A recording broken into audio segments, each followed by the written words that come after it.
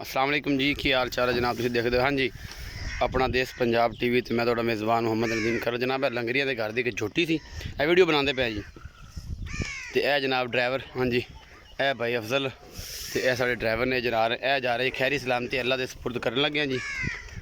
बाकी जनाब इंशाअल्लाह तुसीं फ़ोन बंद करो ना, तुहानूं बाद दसने तो ये जी सारा कुछ अपना देश पंजाब टीवी के थ्रू अंडर है गड्डी 6327 सिंध नंबर ही जी।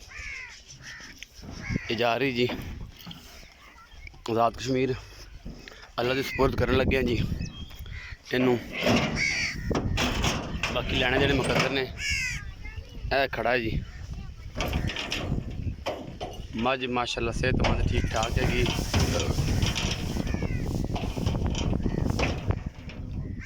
दरिया दियां मई ने कि एवें गल्लां ने। उम्मीद है अज वाली वीडियो बेहतर लाजवाब लगेगी। अपना बहुत सारा ख्याल रखा जो मेरा अच्छी और बेहतरीन वीडियो ना